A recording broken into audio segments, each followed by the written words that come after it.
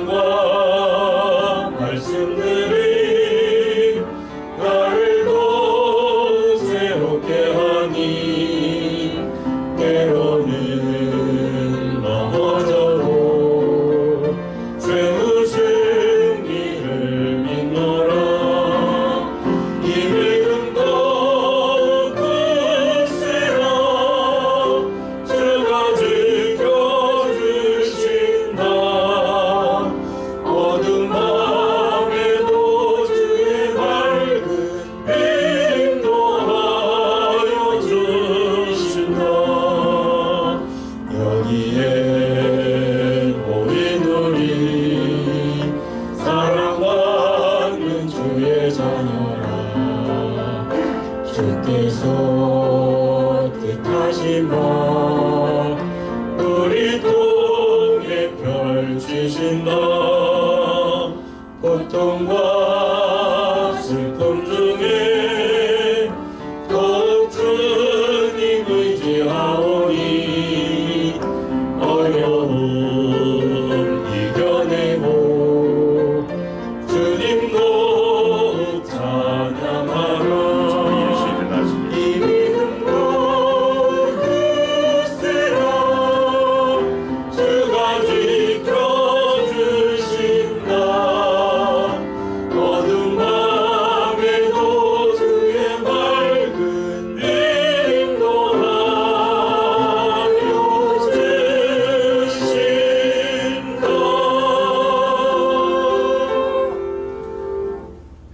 126장으로 인내 찬양 드리시겠습니다.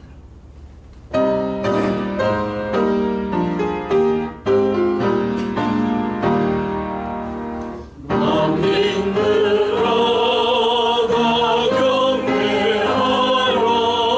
주 여호와 하나님 경배하라. 만민들아 다 찬양하라. 여호와 하나님 찬양하라.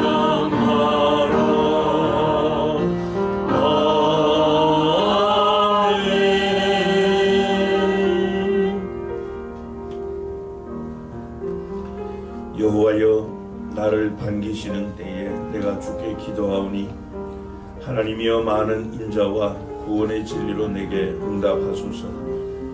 나를 수렁에서 건지사 빠지지 말게 하시고 나를 미워하는 자에게서와 깊은 물에서 건지소서. 큰 물이 나를 휩쓸거나 깊음이 나를 삼키지 못하게 하시며 웅덩이가 내 위에 덮쳐 그것에 입을 닫지 못하게 하소서. 여호와여, 주의 인자하심이 선하시오니 내게 응답하시며 주의 많은 긍휼에 따라 내게로 돌이키소서. 주의 얼굴을 주의 종에게서 숨기지 마소서. 내가 환난 중에 있사오니 속히 내게 응답하소서. 하나님은 영이시니 예배하는 자가 영과 진리로 예배할지니라. 아멘. 천지와 바다와 그 가운데 만물을 지으신 대주제이신 여호와 하나님, 만물을 지으시고 선하신 뜻대로 운행하시는 하나님의 이름을 높여 송축합니다. 오늘 우리의 모임 가운데 임재하여 주시고 하나님께서 받으시기 합당한 예배를 드리게 하여 주옵소서. 하나님께 예배하는 모든 성도가 하나님께서 찾으시는 영과 진리로 참되게 예배하게 하여 주옵소서. 그래야 예배 가운데 임하시고 일하시고 역사하시는 하나님을 만나고 경험하는 감동과 치유와 축복의 예배가 되게 하시며 하나님의 임재하심과 일하심 앞에 적극적 반응으로 화답함으로 영광 돌리는 예배자들이 되게 하여 주옵소서. 우리의 구원자이신 주 예수 그리스도의 이름으로 기원합니다. 아멘. 영광 찬송 6장과 20장으로 찬양 드리시겠습니다.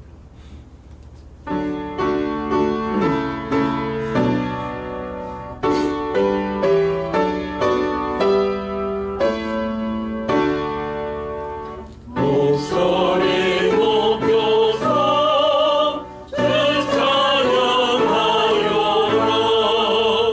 영광과 권세와 존귀와 위엄을 온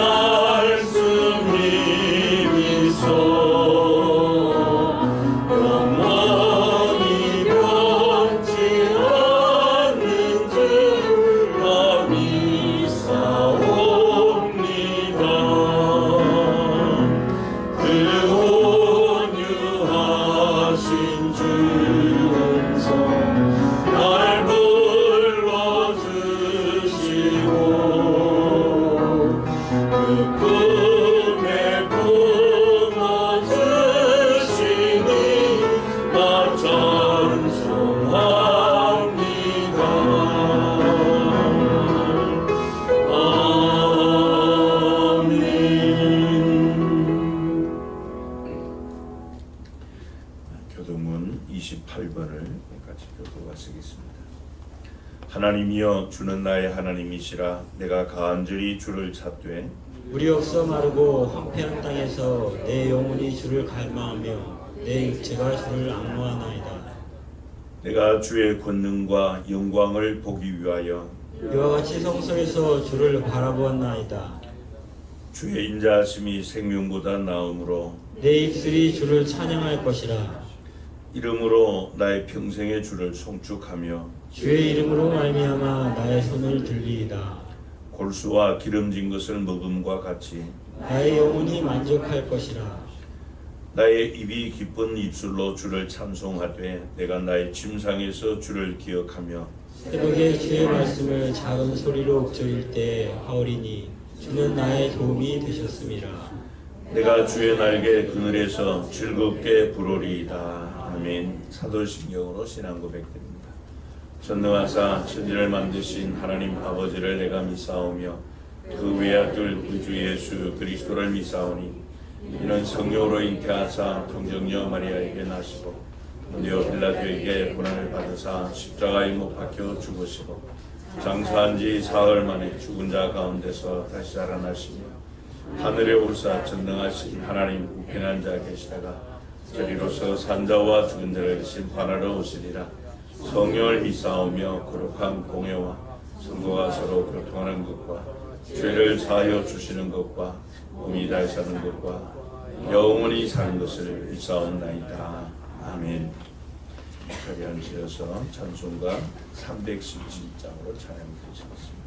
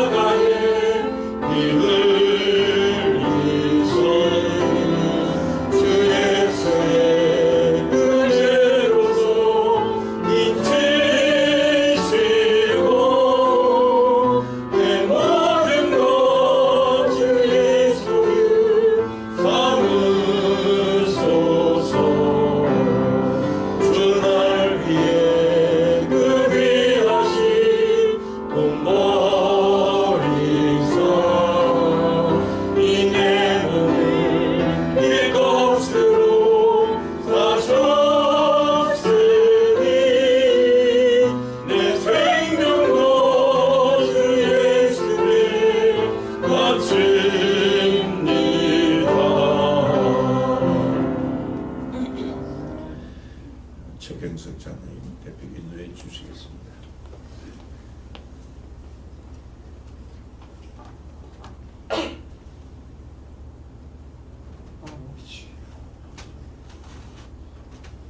무더운 일기 속에서도 성도들의 가정과 교회를 평강 가운데 인도해 주신 주님을 찬양합니다.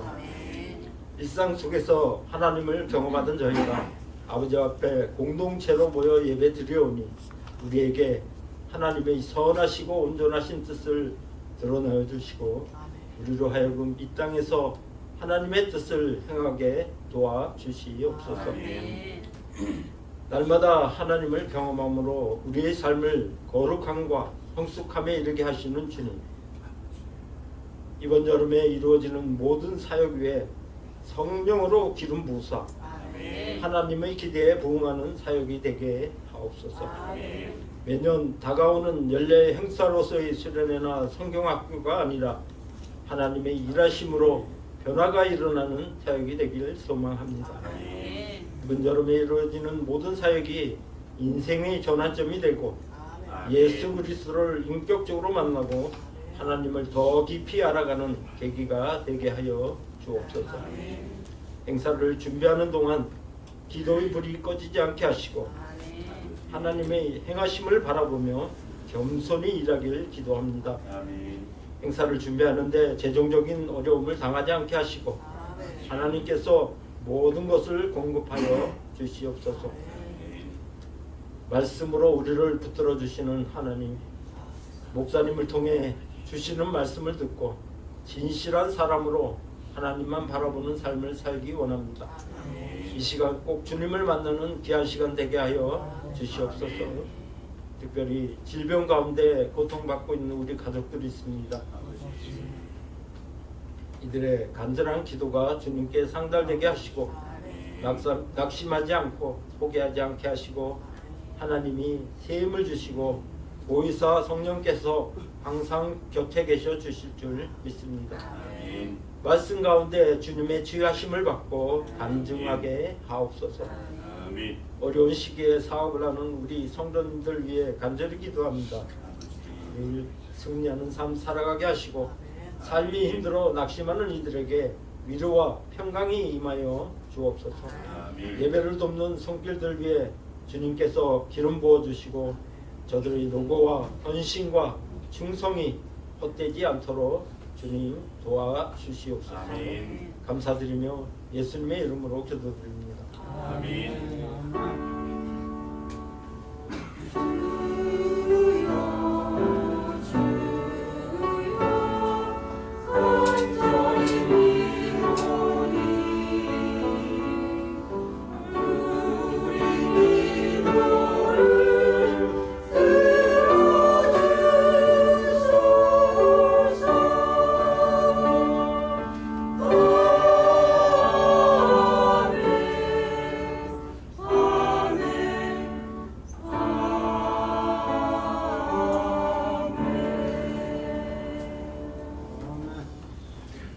일어나셔서 일장 찬양하시며 봉헌하시겠습니다.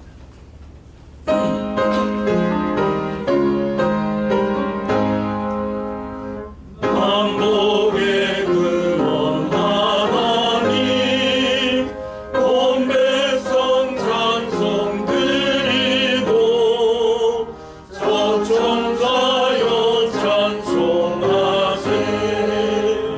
찬송 성부 성자 성령 아멘. 자리에 앉으셔서 봉헌 기도 드립니다. 구원 이후에 우리를 그와 같이 버려두지 아니하시고 세상 끝날까지 항상 함께 하시며 우리를 눈동자와 같이 지켜주시는 좋으신 하나님 아버지, 오늘 하나님의 귀한 자녀들이 감사함으로 하나님께 예배하며 예물을 구별하여 봉헌합니다.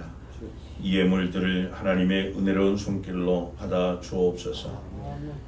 우리가 이 세상 살아가는 동안 신령한 만나와 마르지 아니하는 하늘의 생수로 가득히 채워주시기를 원하나이다.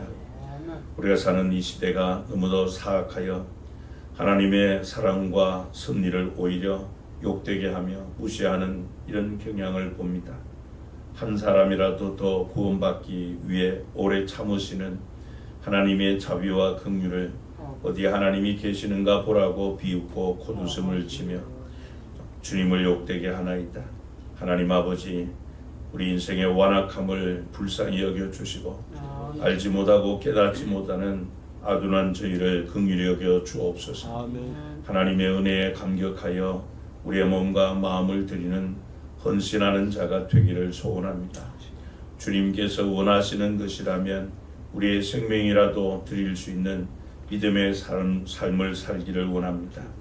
우리의 삶을 지켜주시고 우리의 은행 심사를 감찰하여 주옵소서. 세속에 물들지 않게 하시고 우리가 만난 환경을 탓하지 않게 하여 주옵소서. 우리 성도님들의 가정이 복된 처소가 되기를 원합니다. 몸담고 있는 직장과 일터, 경영하는 산업에도 우리 하나님의 선하신 손으로 지켜주시고 또 아직 일자리를 찾지 못한 우리 성도들을 살펴주시고 길을 인도하여 주옵소서. 하나님의 뜻을 찾고자 간구하는 성도님들에게 하나님의 선하시고 기뻐하시고 온전하신 뜻을 깨닫도록 진리의 성령님께서 계시의 영으로 조명하여 주옵소서. 그 어떤 환경 가운데서도 하나님께 대한 소망의 줄을 놓지 않게 하시고 또 우리의 형편 때문이 아니라 또 우리의 무엇 때문이 아니라 우리를 사랑하시는 하나님의 그 사랑으로 인하여 더욱더 새로운 힘과 소망을 얻게 하여 주옵소서. 하나님께서 주신 소득 가운데 열의 하나를 구별하여 하나님 앞에 드립니다. 우리 주님처럼 교회를 사랑하는 마음으로 비전시앗 헌금과 전도 기여금을 심습니다. 하나님이 우리 인생 가운데 행하신 일을 감사하며 드리는 귀한 예물, 또 하나님의 나라가 확장되며 주님의 복음이 땅 끝까지 전파되기를 원하는 마음으로 드리는 선교헌금과 건축헌금, 목자헌금, 장학헌금, 주일헌금 드립니다. 하늘의 보고를 여시고 우리가 이 땅 사는 동안 필요한 것들 충만하게 공급하여 주옵소서. 우리 성도님들의 사랑의 손길이 닿는 곳마다 하나님의 선한 역사를 일으켜 주시고 특별히 우리 성도님들의 믿음의 삶의 지경이 넓혀지고 환난을 면하여 근심이 없도록 은혜 베풀어 주옵소서. 우리가 무엇을 먹을까 마실까 입을까 염려하지 않게 하시고 먼저 하나님의 나라와 의를 구할 때 주님의 말씀처럼 이 모든 것 더하시는 주의 은혜 가운데 살게 하여 주옵소서. 오늘도 일에 헌신하는 일꾼들과 예물 관리하는 재정부원들에게 지혜와 총명을 주시고 예배위원들, 봉사위원들, 또 교회 앞에서 사역하는 교사들 하나님이 주신 달란트를 따라 주님의 영광스러운 교회에 세워 하나님의 원대한 뜻을 받들기를 간절히 사모하며 섬기는 성도님들의 사랑의 수고와 섬김을 주께서 일일이 기억하여 주시고 오늘도 하나님의 성소에서 흘러나오는 복락의 강물을 모든 성도가 풍성히 공급받게 하옵소서. 오늘도 주님의 거룩한 날 맞이하였으나 예배하러 나오지 못한 우리 성도들 기억하여 주시고 특별히 예배 신앙 코로나 사태로 인하여 무너진 우리 성도님들의 이 예배 재단이 회복되게 하시고 기도의 재단을 다시 쌓을 수 있도록 은혜에 더하여 주옵소서. 나라의 부름받고 복무 중에 있는 우리 자녀들에게 강건함을 다하시고 위태한 길 면하게 하여 주시며 외국에 나가 있는 우리 성도님들 우리 하나님께서 불꽃 같으신 눈동자로 늘 지켜주시고 하나님 불성과학이 되셔서 악의 세력들 조금도 틈타지 못하도록 늘 안보하여 주옵소서. 우리를 끝까지 사랑하시는 주 예수 그리스도의 이름으로 기도하옵나이다. 아멘. 성경 말씀 신약 성경 고린도후서 제5장 11절부터 21절까지 한 절씩 교독하도록 하시겠습니다. 고린도후서 제5장 11절부터 21절입니다. 제가 먼저 한 절을 읽습니다.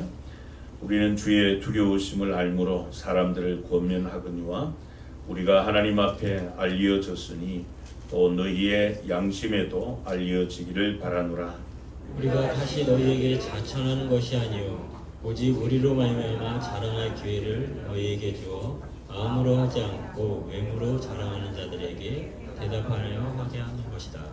우리가 만일 미쳤어도 하나님을 위한 것이요 정신이 온전하여도 너희를 위한 것이니 그리스도의 사랑이 우리를 강권하시는도다. 우리가 생각하건대 한 사람이 모든 사람을 대신하여 죽었은즉 모든 사람이 죽은 것이라. 그가 모든 사람을 대신하여 죽으심은 살아있는 자들로 하여금 다시는 그들 자신을 위하여 살지 않고 오직 그들을 대신하여 죽었다가 다시 살아나신 이를 위하여 살게 하려 함이라. 그러므로 우리가 이제부터는 어떤 사람도 육신을 따라 알지 아니하노라. 비록 우리가 그리스도도 육신을 따라 알았으나 이제부터는 그같이 알지 아니하노라. 그런즉 누구든지 그리스도 안에 있으면 새로운 피조물이라 이전 것은 지나갔으니 보라 새 것이 되었도다. 모든 것이 하나님께로 났으며 그가 그리스도로 말미암아 우리를 자기와 화목하게 하시고 또 우리에게 화목하게 하는 직분을 주셨으니 곧 하나님께서 그리스도 안에 계시사 세상을 자기와 화목하게 하시며 그들의 죄를 그들에게 돌리지 아니하시고 화목하게 하는 말씀을 우리에게 부탁하셨느니라. 그러므로 우리가 그리스도를 대신하여 사신이 되어 하나님이 우리를 통하여 너희를 권면하신 것 같이 그리스도를 대신하여 간청하노니 너희는 하나님과 화목하라. 21절을 같이 읽습니다. 하나님이 죄를 알지도 못하신 이를 우리를 대신하여 죄로 삼으신 것은 우리로 하여금 그 안에서 하나님의 의가 되게 하려 하심이라. 아멘. 할렐루야. 찬양대 찬양으로 하나님께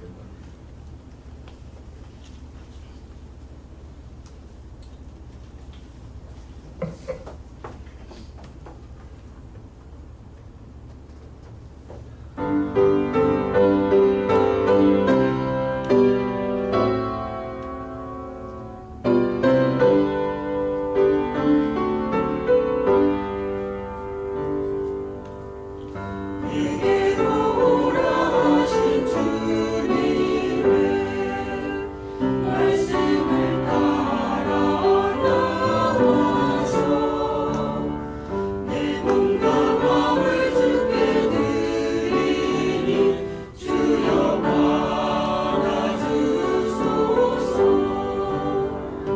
내 뜻과 정성 모두 주 예수 따라가오니 내 발길 인도하여 주소서. 오너의 주시여 내 맘에 주의 성령 오셔서 정결케 하여 주시고 주님의 귀한 성전 삼으사 항상 계시옵소서.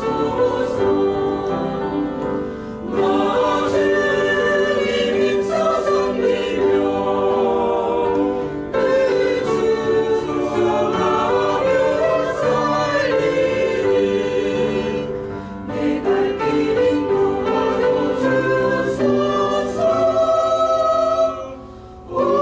오너의 주시여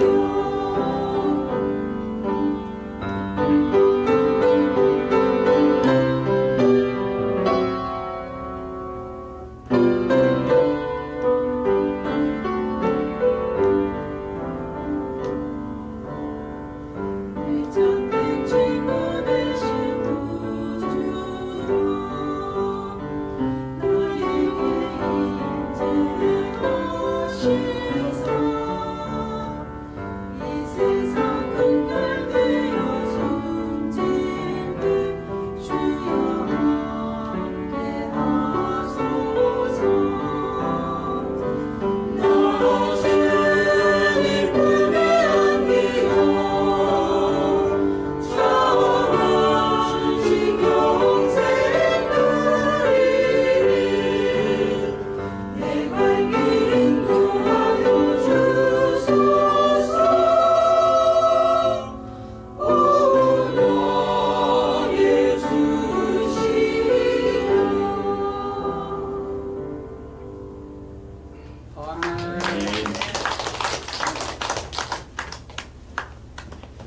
잠시 기도 드리시고 말씀 나누도록 하겠습니다. 죄와 허물로 죽었던 우리 원수되었고 죄인되었고 경건하지 못하여 영원한 지옥 형벌에 처한 우리를 긍휼히 여기시사 사랑하여 주시고 구원하시기 위하여 독생자까지 아낌없이 내어주신 하나님 아버지, 우리가 무엇이기에 주께서 이토록 우리를 사랑하시는지요. 우리가 타다남은 부적갱이와 같은 그런 존재임을 아심에도, 또한 우리가 먼지뿐임을 아심에도 하나님께서 우리를 어디에 쓰시려고 또 무엇 때문에 독생자까지 아낌없이 내어주시며 죄와 사망 가운데서 구원해 주셨는지, 이 시간 진리의 성령님 계시의 영을 우리에게 허락하여 주셔서 부름의 소망이 무엇임을 알게 하여 주옵소서. 그래서 우리가 구원받은 이 사실로 감격해하며 또 안주하여있는 그런 신앙이 아니라 부름에 합당한 삶을 살 수 있도록 진리의 성령님께서 오늘도 계시하신 말씀 통하여 우리에게 교훈하여 주시고 책망하여 주시고 바른 길로 인도하여 주시고 의로 교육하여 주셔서 하나님의 사랑으로 더욱 온전하게 하여 주시고 하나님의 선하신 뜻을 행할 능력을 덧입혀 주시옵소서. 주 예수 그리스도의 이름으로 기도하옵나이다. 아멘. 우리가 6월 한 달은 오순절 성령 축제로 성령에 관한 말씀들을 나누었습니다. 그리고 지난 주일이 성령 강림절과 또 겸해서 맥주 감사절로 지켰습니다. 예수님께서 마지막 때에 우리에게 성령을 부어 주심은 능력받고 예수 그리스도의 증인이 되라 하는 목적으로 우리에게 성령을 부어 주셨습니다. 그래서 올해 이제 후반기에는 우리가 추수감사절을 기점으로 해서 모든 성도가 한 영혼이라도 영혼의 추수를 통해서 하나님께 영광 돌릴 수 있도록 이 후반기 우리의 신앙생활의 초점을 한 영혼 구원에다가 맞추고 그렇게 전심전력할 수 있기를 바랍니다. 그래서 이 7월 한 달 동안에는 이 복음 전파에 대한 말씀을 나누기를 원합니다. 오늘은 그리스도께 미친 바울에 대한 말씀을 나누고자 합니다. 여러분, 오래전부터 우리 선조들은 미치지 않으면 뜻을 이룰 수 없다는 의미로 불광불급이라는 말을 사용하였습니다. 그러니까 이 광적으로 덤벼들어야만 무엇인가를 이룰 수 있다라고 하는 그런 뜻입니다. 여러분, 이 미친다라고 하는 것을 우리는 부정적으로만 자꾸 생각하는데요. 이 미친다라고 하는 의미는 우리가 어떤 한 가지 일에 깊이 파고들어서 무엇인가 그게 완전히 빠지는 그 몰입과 같은 의미입니다. 무엇에 미쳤다, 무엇에 미쳤다라고 하는 것은 그 몰입했다라고 하는 그런 의미가 되겠죠. 그렇기 때문에 이 미치다라고 하는 것은 우리 인생에서 빼놓을 수 없는 아주 강력한 그런 원동력이요 힘이 됩니다. 많은 사람이 이 성공한 사람들의 그 성공 비결에 대해서 궁금해하는 경우가 참 많습니다. 도대체 저 사람은 어떻게 해서 성공했을까? 왜냐하면은 자신과 좀 성공한 사람이 다르게 보이기 때문에 혹시 나하고 좀 다른 사람이 아닐까? 아무래도 좀 특별한 사람이기 때문에 성공했을 것이다. 그런 생각들을 가지고 자꾸 성공 비결에 대해서 궁금해하지만은 여러분, 그렇게 생각하는 것은 잘못된 생각인 것이죠. 이 성공한 분들의 공통점이 전부 다 열광하는 사람. 오늘 본문의 표현대로 하면은 미친 사람입니다. 자신이 하는 일에 열정을 가지고 열광했기 때문에, 거기에 몰입했기 때문에 성과를 이룰 수 있었던 것이죠. 여러분, 우리가 인생을 살면서 자주 깨닫는 것이 무엇인가 하면은 실천보다 이론보다 실천이 중요하다는 그 사실이에요. 그러니까 첫 마디의 어떤 말보다는 한 번의 어떤 행동, 그것이 변화를 가져다 주고 또 사람을 감동케 하는 그런 예들이 많죠. 그래서 흔히 하는 말은 이 사랑은 이론이 아니라 실천이다. 그런 말들을 합니다. 그렇습니다. 우리가 무엇에 몰입해서 또 사랑하게 되면은 나의 내면 깊은 곳에 그 대상에 대한 열정이 생기게 되죠. 그런 차원에서 사랑이 식었다라고 하는 의미는 나의 내면의 열정이 사라졌다라고 하는 그런 의미와 같습니다. 그래서 인생을 살면서 그가 어디에 있든지 혹은 또 무엇을 하든지 간에 그 내면에 있는 이 열정은 참으로 중요한 삶의 원천이 또 자원이 되기도 합니다. 여러분, 사람이 무엇에 열정에 사로잡히게 되면은 그 어떠한 것에 열광하게 되죠.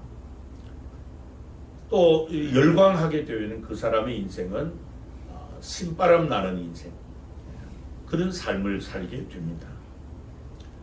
사람이 이 열정에 사로잡히고 열광해서 신바람 나는 그런 생이 되면은 거기에 신바람이 취할 때면은 모든 것을 자꾸 잊어버리고 거기에만 몰입하게 돼요.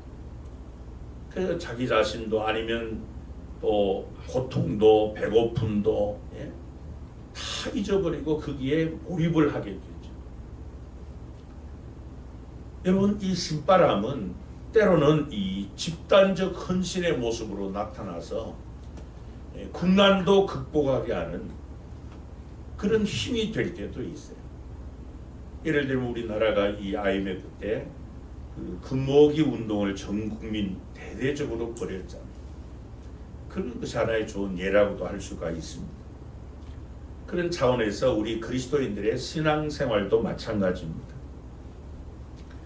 또 디아즘이라고 하는 이 열광하는 자라고 하는 이 단어의 그리스의 의미가 뭔가 하면은 하나님과 연합한 자라는 그런 의미가 있습니다.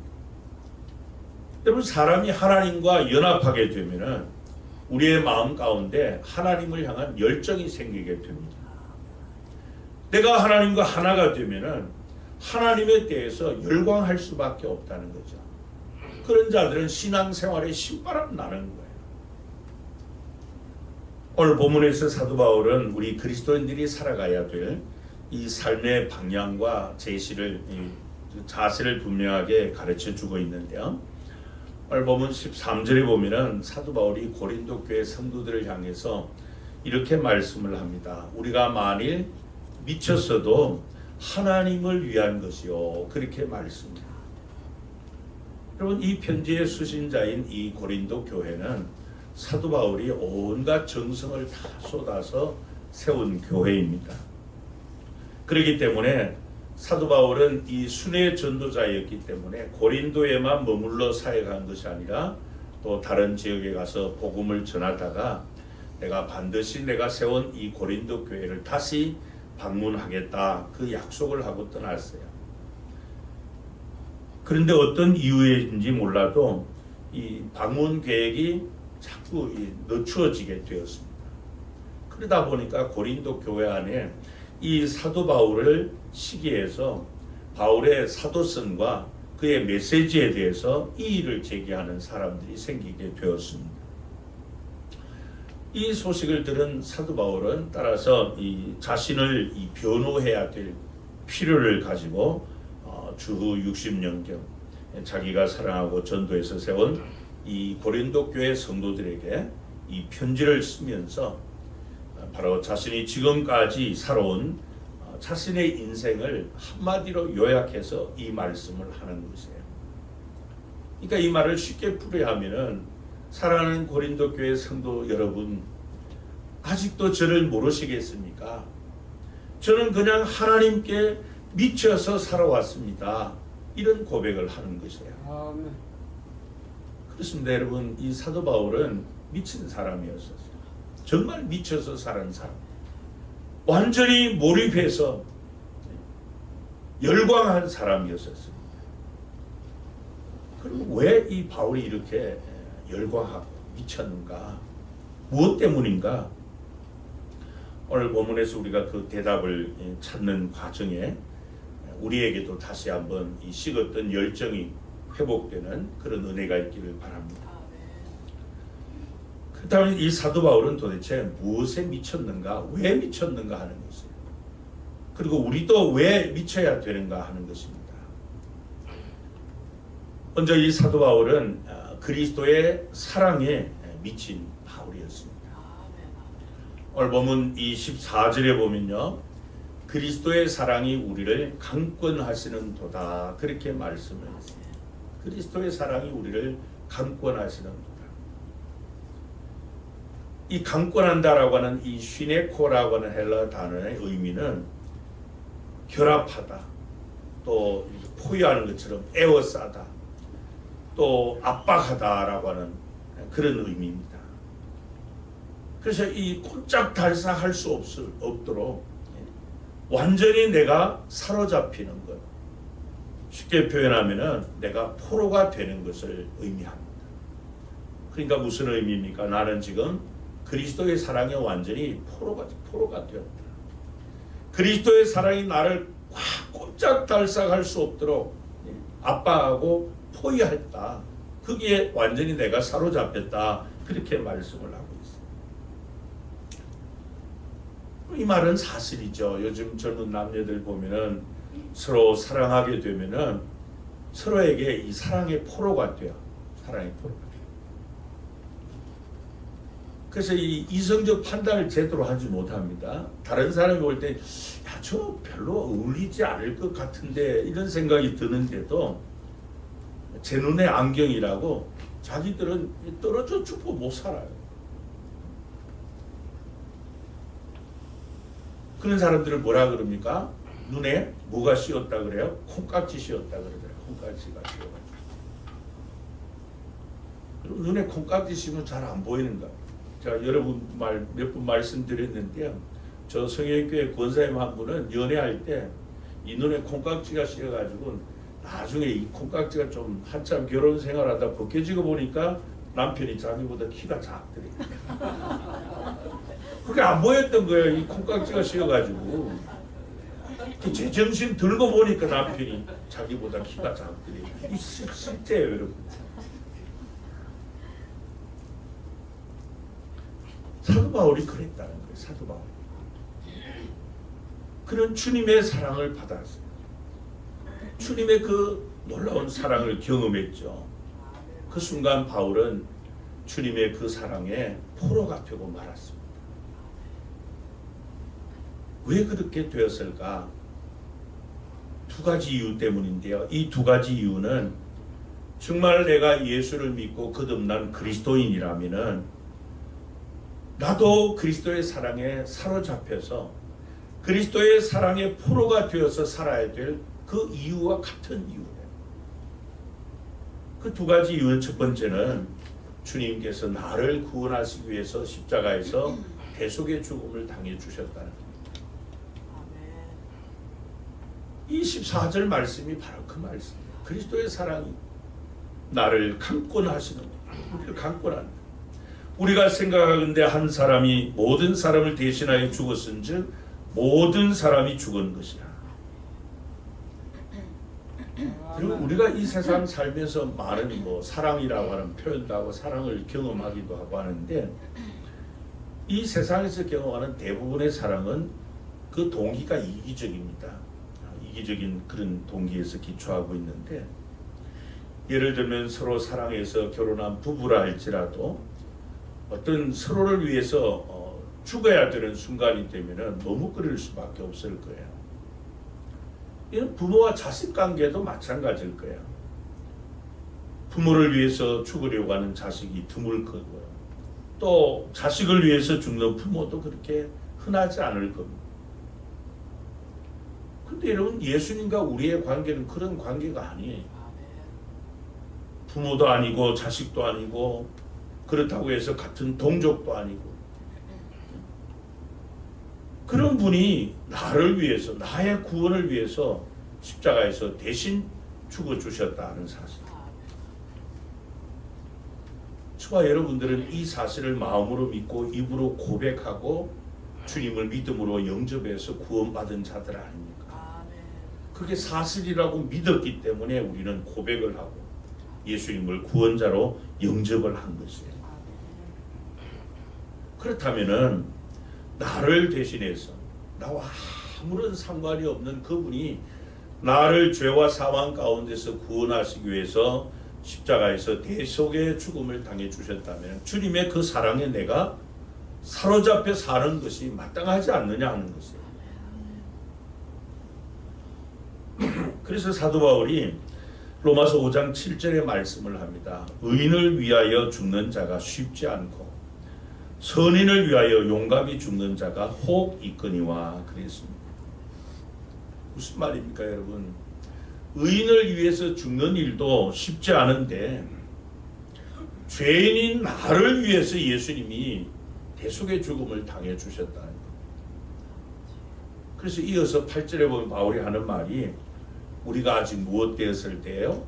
죄인 되었을 때에 그리스도께서 우리를 위하여 죽으심으로 하나님께서 우리에 대한 자기의 사랑을 확증하셨느니라 그렇게 말씀을 했어요. 평생을 이 남동생 뒷바라지를 하다가 세상을 떠난 한 간호사 이야기가 있습니다. 이 누나가 동생을 위해서 평생을 헌신적으로 동생 뒷바라지를 하니까 이 동생이 누나를 향해서 누나 이제 됐으니까 누나도 이제 결혼하고 또 온전한 가정 가지고 누나 삶을 살아라 그렇게 권유해도 부탁을 해도 막무가내요. 그럴 수 없다는 겁니다. 주변 사람들도 이제 동생을 위해서 그렇게까지 희생했으니까 이제 좀 너도 네 앞길 가거라. 그래 또 마찬가지였습니다. 오직 나는 동생만을 위해서 살아야 된다. 마치 자신의 전 존재가 이 동생을 위해서 존재하는 것처럼 그렇게 평생을 이 동생 뒷바라지를 하다 세상을 떠났는데요. 그녀가 이 세상을 떠나기 전에 자신이 왜 그렇게 할 수밖에 없었는가 이유를 이야기했어요. 그 이유가 뭔가 하면은 자기가 이 사춘기 시절에 병을 앓다가 이제 수술을 해서 수혈을 받아야 되는데 이 자신의 혈액형이 아주 독특한 혈액형이다 보니까 피를 구하기가 어려웠다는 겁니다. 이때 이제 그 남동생이 10살도 채 되지 않았는데 누나에게 이 같은 혈액형이니까 이제 수혈을 해주겠다고 자원을 했다는 거예요. 그때 이제 누나에게 수혈을 하기 위해서 병원에 입원을 하고 그 수혈이 끝난 후에 이 남동생이 그 의사 선생님에게 뜻밖의 질문을 이렇게 한 거예요. 선생님, 이제 저는 언제 죽습니까? 그 질문을 했다. 그러니까 이 남동생은 수혈을 한다는 의미를 잘 몰랐던 거죠. 왜냐하면 자기가 이제 자기 피를 다 빼고 나면은 자기가 죽는 줄로 그렇게 인식을 한 거예요. 그러니까 이 동생은 죽기를 각오하고 누나에게 피를 나눠준 거예요. 나중에야 이 누나가 이 사실을 알았어요. 그 순간 이 누나가 하나님 앞에 이런 기도를 합니다. 하나님, 저는 이제 내 평생을 동생을 위해서 살겠습니다. 왜냐하면 자기 죽기를 각오하고 자신을 위해서 피를 준 그 동생을 위해서 내가 평생을 살아야 되겠다. 그렇게 하나님 앞에 기도하고 결심한 것을 실천했던 것입니다. 여러분, 자기를 위해서 죽기를 각오하고 수혈해 준 그 동생을 위해 한 여인이 평생을 빚진 마음으로 동생의 뒷바라지를 위해서 헌신적 삶을 살았다면은 여러분과 저는 아무런 상관도 없는 우리가 죄인 되었을 때, 성경은 또 더 나아가 우리가 원수 되었을 때 주님께서 십자가에서 대속의 죽음을 당하신 그 사랑에 사로잡혀서 사는 것, 거기에 미쳐서 사는 것이 그게 지나친 삶이라고 우리가 말할 수 있느냐 하는 것이죠. 마땅하지 않느냐 하는 것이죠. 그러므로 사도 바울이 이 미쳤던 그리스도의 사랑 다시 한번 우리에게도 불일 듯 일어나기를 바랍니다. 두 번째로 이 그리스도의 사랑에 이 바울이 미칠 수밖에 없었던 이유는 바로 주님이 자신의 삶의 이유가 되었기 때문이에요. 오늘 보면 15절 이렇게 말씀을 합니다. 그가 모든 사람을 대신하여 죽으심은 살아있는 자들로 하여금, 그러니까 예수를 믿고 구원받은 자들이 다시는 그들 자신을 위하여 살지 않고 오직 그들을 대신하여 죽었다가 다시 살아나신 이를 위하여 살게 하려 함이라, 그렇게 말씀합니다. 이 말씀을 자세하게 보면은 예수님은 우리의 구원을 위해서 십자가의 대속의 죽음을 당하셨을 뿐 아니라 우리를 위해서 다시 사셨다, 그렇게 말씀을 해요. 그리고 그분이 다시 사신 이유는 예수님의 대속의 죽음을 통해서 구원을 받은 우리 그리스도인이 다시는 자신을 위해 사는 것이 아니라 우리에게 영원한 생명을 주시기 위해서 십자가의 대속의 죽음을 당하신 그분을 위해서 살도록 하기 위함이다, 그렇게 말씀을 하고 있어요. 그러니까 예수 그리스도가 구원받은 새로운 생명을 얻은 우리 그리스도인들의 존재의 이유요 삶의 목적이 되어야 한다. 그것 때문에 이 바울은 나는 그리스도께 미쳤다, 그렇게 말씀합니다. 그리고 오늘날 우리 주변에 많은 사람이 삶의 목적을 발견하지 못해서 인생을 허비하듯 그렇게 방황하는 자들이 얼마나 많습니까? 때로는 우리도 마찬가지로 살다 보면은 삶의 무기력함을 느낄 때가 있습니다. 또 모든 삶에 감동이 없어요. 왜냐하면 계속 매일같이 되풀이되는 그런 삶이 반복되다 보니까 삶에 감동이 없어집니다. 그래서 사람들은 이 자신의 무기력함, 또 무감각함, 무감동의 이런 삶에서 좀 벗어나고 싶어서 때로는 어떤 일에 쉽게 흥분하기도 하죠. 그래서 우리 사회에 이 신드롬이라고 하는 그런 말이 유행하기도 하는데, 왜 사람들이 자꾸 사는 동안에 이렇게 무기력해지고 또 무감동적인 이런 삶을 사는가 할 때 여러 가지 이유가 있을 거예요. 그러나 가장 중요한 이유는 목적의식의 결핍이라고 그렇게 볼 수밖에 없습니다. 그러나 여러분, 우리 그리스도인들은 이 목적의식이 결핍될 수가 없어요. 왜냐하면 예수 그리스도를 만나는 그 순간, 예수 그리스도를 믿는 그 순간 우리는 내 평생을 바치고 내 생명조차 투자 던질 수 있고 일생 동안 바라볼 수 있는 대상이 분명해졌기 때문에 그분이 바로 예수 그리스도이십니다. 그러니까 여러분, 오늘 보면 이 바울이 말씀하는 이것을 주님이 우리에게 하시는 말씀으로 쉽게 바꾸면은 이런 의미예요. 나는 너를 구원하기 위해서 내가 십자가에 죽었다. 그리고 너를 위해 내가 다시 살아났다. 그리고 지금도 존재하는 이유는 너를 위해서 존재하는데, 그렇다면 너도 나를 위해서 그렇게 사는 것이 마땅하지 않느냐, 그렇게 말씀하시는 것이에요.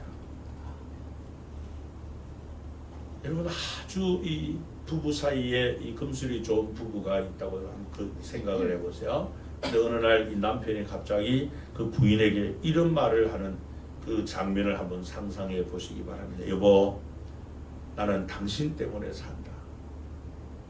나는 당신을 위해서라면 언제든지 죽을 수도 있다.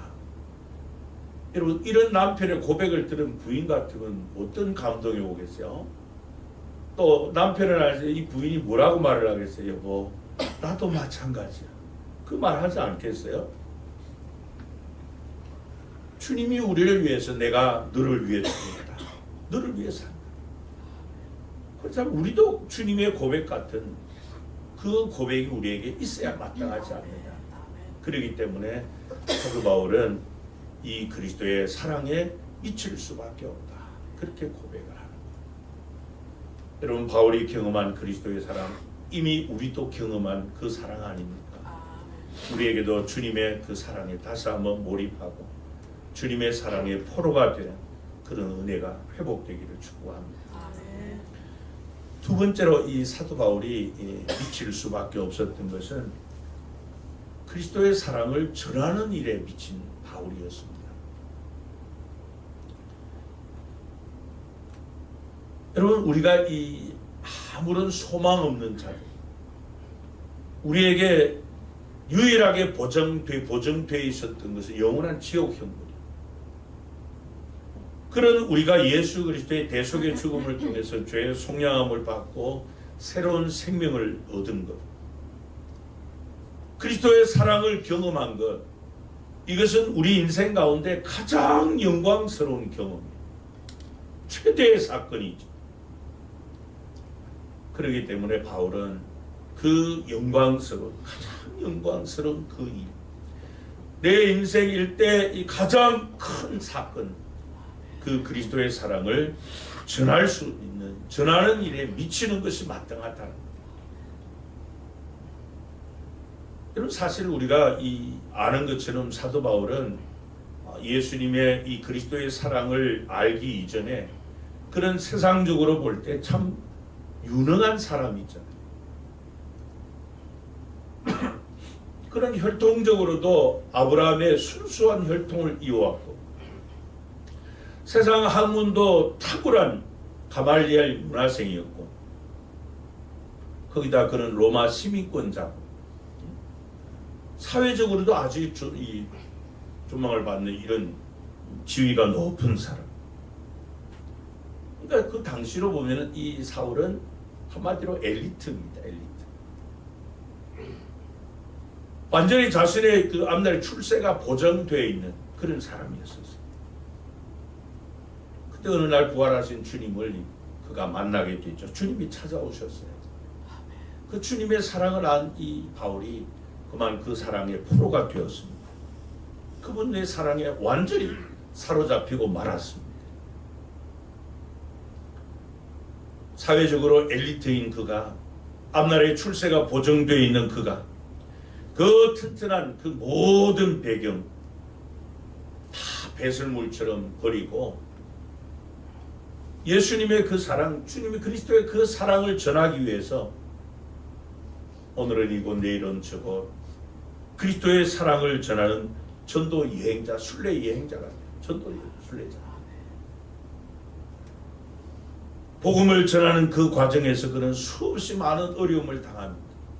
때로는 많은 매를 맞고 죽은 줄 알고 성 밖에 내치기도 하고, 옥에 갇히기도 하고, 강도의 위험, 강의 위험, 수없이 굶주리기도 하고, 그러면서도 복음을 전하는 거예요. 그리스도의 사랑을 전하는 거예요. 그러니까 미친 사람이 아니고선 그렇게 할 수 없는 거예요. 이런 바울의 모습을 본 이 베스도 총독이 사도행전 26장 24절에 보면은 하도 기가 막혀서 바울에게 이렇게 큰 소리로 얘기해요. 바울이 이같이 변명하며 그랬어요. 무슨 말인가 하면, 나는 그리스도의 사랑을 경험하기 전에 나는 예수 믿는 자를 잡아 죽이던 폭행자고 박해자였다. 핍박자였다. 근데 그 그리스도의 사랑, 그분이 나를 그 사랑으로 완전히 포로가 되게 해주셨다. 그 간증을 들은 이 베스도 총독이 하는 말이에요. 베스도가 크게 소리내어 이르되, 바울아, 내가 미쳤도다. 너의 많은 학문이 너를 미치게 했다. 이렇게 얘기해요. 여러분, 이 베스도 총독의 말이 틀린 말 아니에요. 맞는 말입니다. 이 베스도 총독과 같은 사람들이 볼 때 사도 바울은 미친 사람이에요. 한심한 사람이죠. 너같이 그렇게 사회적 배경이 튼튼하고 똑똑한 너가 왜 예수한테 미쳐서 이런 고생을 하고 돌아다니느냐, 그렇게 외쳤던 거예요.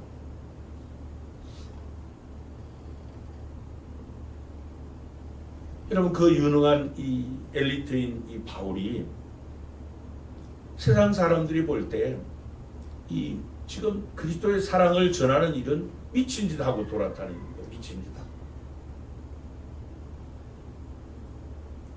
그런데 사도 바울은 그리스도의 사랑을 경험한 자라면은 마땅히 그래야 된다 말씀을 해요.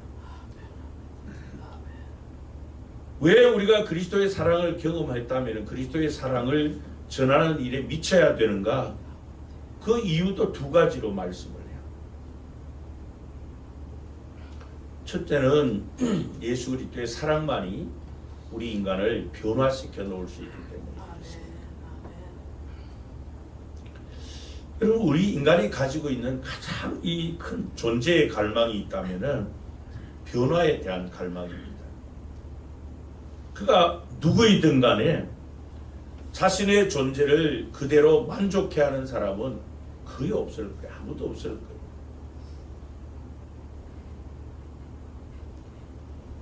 그런데 이 자신의 존재에 대한 이 절망을 할수록 또 자신의 모습에 대해서 불만을 느낄수록 우리 내면에는 이 변화에 대한 갈망이 점점 더 증대됩니다.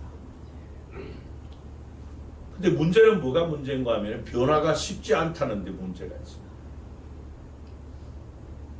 근데 오늘 보면 이 17절에 보면 사도 바울은 아주 놀라운 소식을 우리에게 전해주고 있습니다. 우리 한번 같이 읽습니다. 시작. 그런즉 누구든지 그리스도 예수 안에 있으면 새로운 피조물이라 이전 것은 지나갔으니 보라 새 것이 되었도다.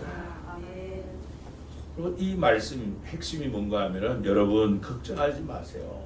변할 수 있습니다. 여러분 새 것이 될 수 있습니다.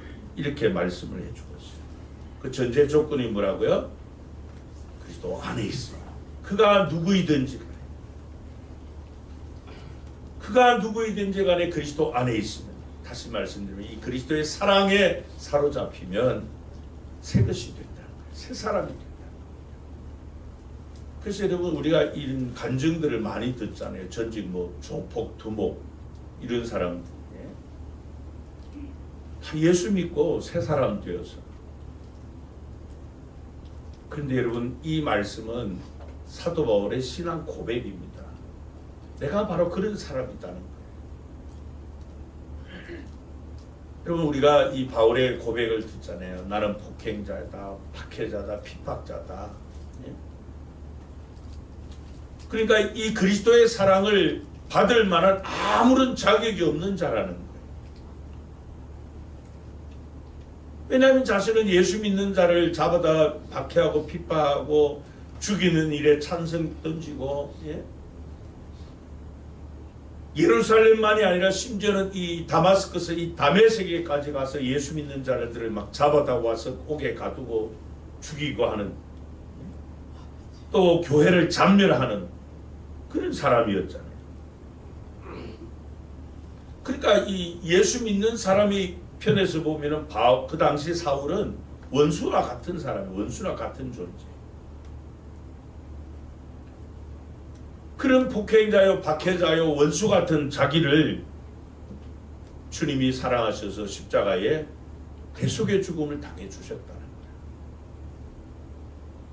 그래서 이 다메섹으로 그 일을 하러 가던 이 사울에게 부활하신 주님이 찾아오셔서 도저히 받을 수 없는 그 놀라운 사랑을 받았다는 이 사실을 알게 된 거예요. 그래서 그는 이 고백을 한 겁니다. 누구든지, 그러니까 나처럼 교회를 잔멸하고 박해하고 핍박하고 이랬던 자라도 그리스도의 사랑을 받아들이면 다 새로운 피조, 새로운 새 사람이 될 수 있다. 이 바울의 신앙 고백이에요. 무슨 말입니까? 그리스도의 사랑을 진정으로 경험한 사람은 다 누구든지 다 변화된다는 거예요. 누구든지 다 변화된다. 근데 아무리 이 종교 생활을 열심히 하고 교회를 오래 다녀도 그리스도의 사랑을 진정으로 경험하지 못하면 변하지 않는다는 거예요.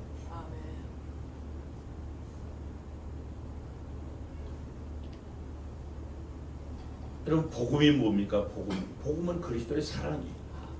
주님이 나를 위해서 십자가의 대수의 죽음을 당해 주셨다. 그 복음이잖아요. 이 그리스도의 사랑인 복음을 깊이 체험한 성도는 반드시 변화되도록 되어 있어요. 가장 먼저 가치관의 변화가 옵니다. 중요하게 여겼던 것들이 달라져요. 왜냐하면 중심 이동이 자기 중심에서 그리스도 중심으로 중심 이동이 일어났기 때문에 세상을 보는 세계관이 바뀝니다. 그러니 그 사람의 삶이 변화될 수밖에 없는 거죠. 그리스도의 사랑을 진정으로 경험한 성도라면 변화될 수밖에 없는 거예요. 여러분, 사람과 사람 사이에 사랑의 관계가 형성돼도 상대를 향해서 내가 희생하고 헌신적인 이런 삶을 사는 것을 기뻐하잖아요. 오히려 사실 이 그리스도의 사랑을 받기 전, 경험하기 전 이 사울은 로마의 지배를 받는 그 식민지 국가의 한 출신의 젊은이에 불과했습니다. 근데 당시 로마는 세계를 지배하는 그런 가장 강력한 국가였지 않습니까? 모든 면에서 앞장서가는 군사력이나 모든 영역에서. 근데 그런 로마를 향해서 바울이 로마서 1장 16절에 고백을 하는 말이 내가 복음을 부끄러워하지 않으니 이 복음은 모든 믿는 자에게 구원을 주시는 하나님의 능력이 됨이라 그랬어요. 여러분, 이 말씀이 좀 의미심장한 말씀인 것은 지금 이 로마가 이 권력을 가지고 전 세계를 제패하고 지배하고 있지만은 그 군사력, 그 권력 가지고 어느 한 사람 영혼도 변화시킬 수 없다는 거예요. 그러나 십자가에 못 박혀 대속의 죽음을 당하신 예수 그리스도의 사랑, 그 복음만은 그가 누구이든지 간에 다 변화시켜 놓는다. 그러니 내가 그리스도의 사랑을 전하지 않을 수 있느냐, 그 말씀이죠. 그리고 이 바울에게 있어서 이 복음, 그리스도의 사랑, 이것은 자신이 그동안 쌓았던 그 많은 스펙들 다 배설물처럼 버릴 수밖에 없었던 거예요. 그리고는 그리스도의 그 사랑을, 복음을 전하는 일에 미쳐서 복음 전도자로 일생을 헌신할 수밖에 없었던 것입니다. 왜냐하면 그리스도의 사랑만이 인간을 변화시킬 수 있는 유일한 답이기 때문에. 여러분, 세상 사람들이 우리 그리스도인들을 향해서 또 그리스도인을 보고 감격 또 감동하는 것은 우리 신앙 경력 때문이 아닙니다. 교회 건물, 화려한 건물 때문도 아니고 많이 모이는 회집 수 때문도 아니고 바로 우리의 삶에서 그리스도의 사랑이 풍겨날 때, 그때 세상 사람들은 감동하는 거죠.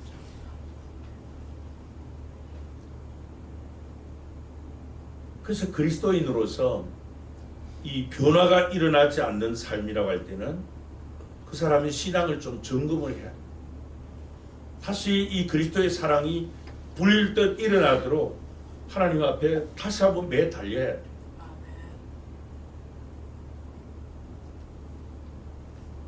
그래야만 우리도 마찬가지로 내가 경험한 그리스도의 사랑을 또 다른 사람에게 전할 수가 있는 거예요. 두 번째, 이 바울이 복음을, 이 그리스도의 사랑을 전하는 일에 미칠 수밖에 없었던 것은 바로 그리스도의 사랑, 그 복음만이 하나님과 우리 인간을 화목하게 할 수 있기 때문이었습니다. 그러면 아담과 하와가 하나님 앞에 죄를 범한 이후로 하나님과의 관계가 다 파괴되었습니다. 하나님의 형상이 철저하게 파괴되었습니다. 그래서 우리 인간은 전적으로 부패하게 되었습니다. 그러므로 인류 최대의 과제가 무엇인가 하면은 하나님과의 다시 바른 관계 회복에 있습니다. 왜냐하면 인간의 모든 비극은 하나님과의 관계가 파괴된 데서부터 비롯되었기 때문에 하나님과 관계가 파괴되었을 때 사망이 찾아왔습니다. 고통이 찾아왔습니다. 인생의 모든 문제가 하나님과의 이 창조주 하나님과의 관계가 파괴됨으로 말미암아 단절됨으로 인해서 찾아오게 된 것들입니다. 그러니까 인생의 이 비극은 전부 하나님과 등진되어 있어요. 자신의 삶에서 하나님을 배제하는 데 있어요. 그런 우리를 하나님이 긍휼히 여기셔서 당신의 사랑하는 독생자를 우리를 위해 보내주셨습니다. 그래서 유명한 설교가인 이 스윈들 목사님이 이 사실을 이렇게 말씀을 했습니다. 만약 우리에게 가장 필요한 것이 정보였다면 하나님께서는 우리에게 교육자를 보냈을 것이다. 우리에게 가장 필요한 것이 기술이었다면 하나님께서는 우리에게 과학자를 보내셨을 것이다. 우리에게 가장 필요한 것이 만약 돈이었다면 하나님은 우리에게 경제학자를 보내셨을 것이다. 우리에게 가장 필요한 것이 쾌락이었다면 하나님은 우리에게 연예인을 보내셨을 것이다.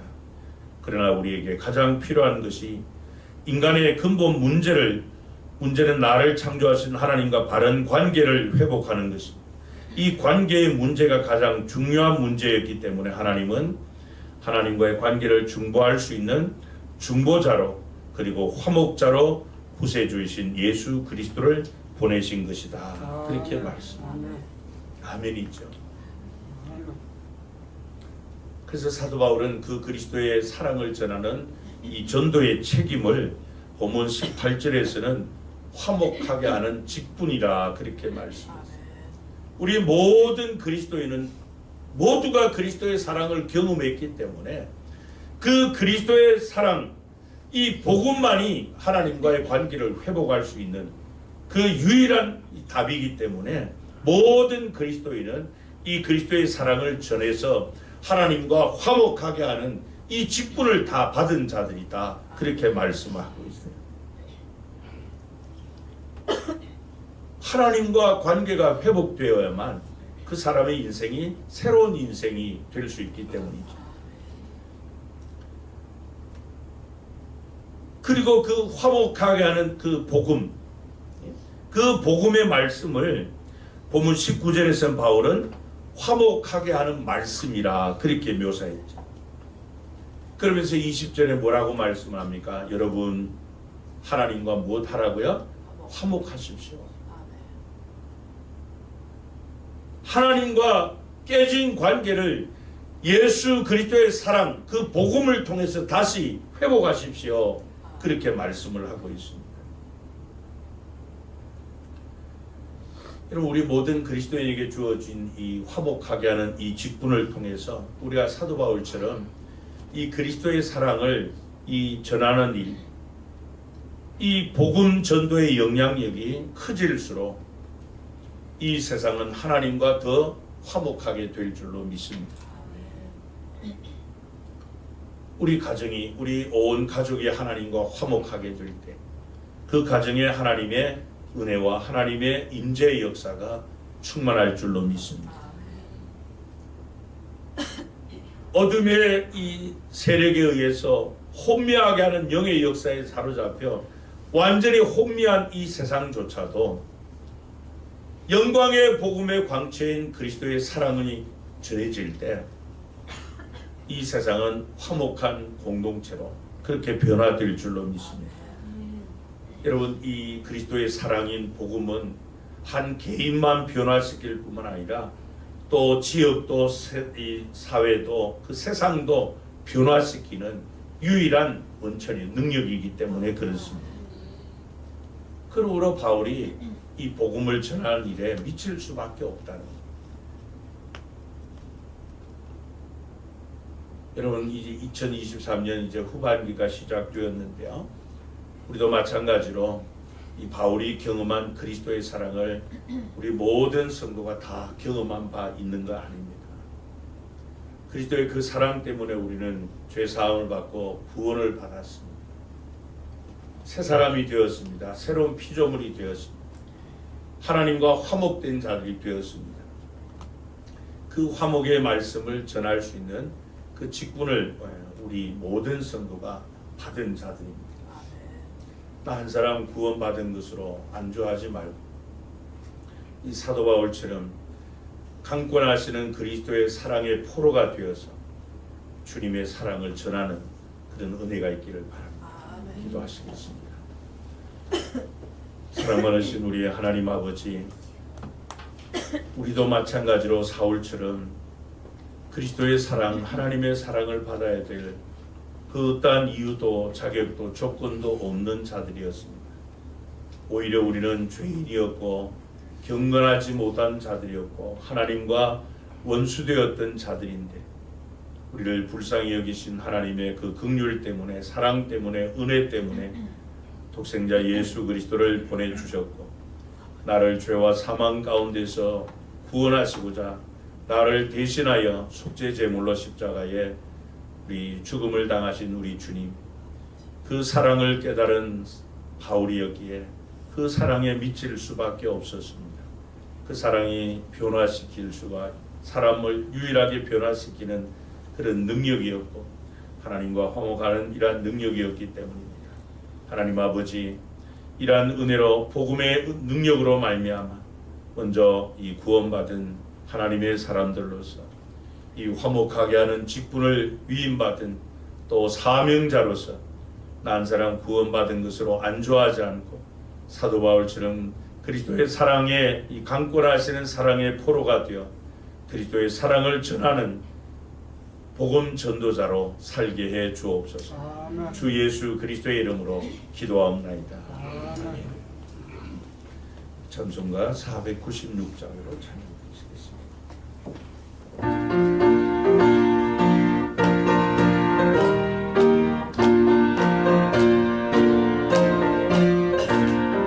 새벽부터 우리 사랑함으로써 저녁까지 시를 부려봅시다. 열매 차차이고 곡식 거둘 때에 기쁨으로 나를 거두리로다. 거두리로다. 거두리로다. 기쁨으로 나를 거두리로다. 거두리로다. 거두리로다. 기쁨으로 나를 거두리로다.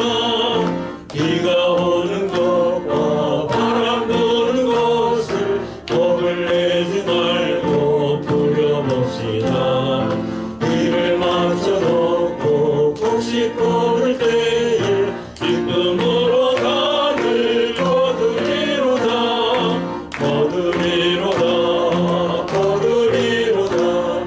기쁨으로 나를 거두리로다. 거두리로다. 거두리로다. 기쁨으로 나를 거두리로다.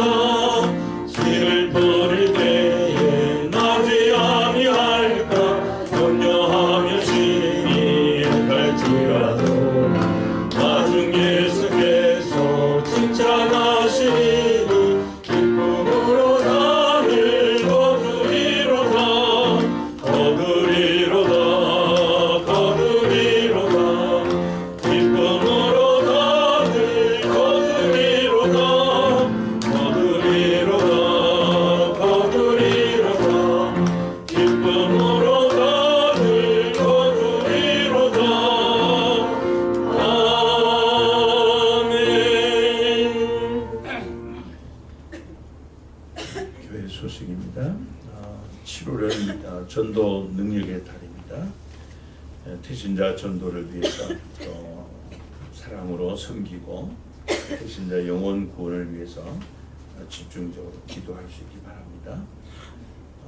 교회학교 여름 사역 위해서 기도해 주시고요. 또 여름 사역 때 섬기실 분들은 사무실로 신청해 주시기 바랍니다.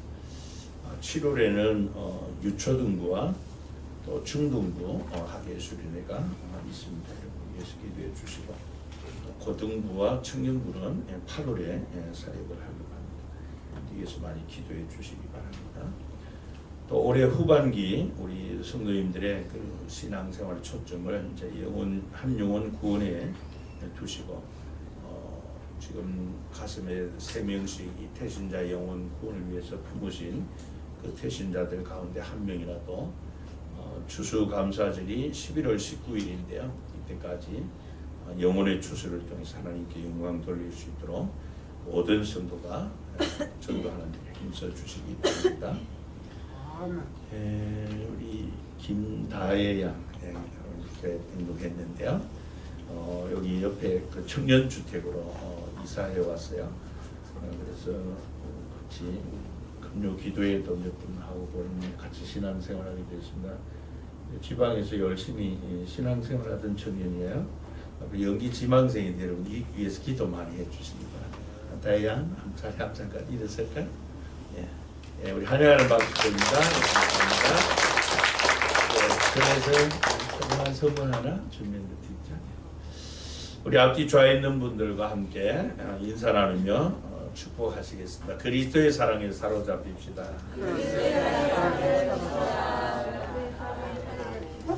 예, 우리 다 같이 일어나셔서 우리 교회 사명스러움을 크게 선포하시고 파송 찬송 360장 1절을 힘차게 부릅니다. 우리는 시작. 우리는 함께 열정으로 예배하고 사랑으로 교제하고 믿음으로 전도하고 열심으로 훈련하고 기쁨으로 살아간다. 아멘.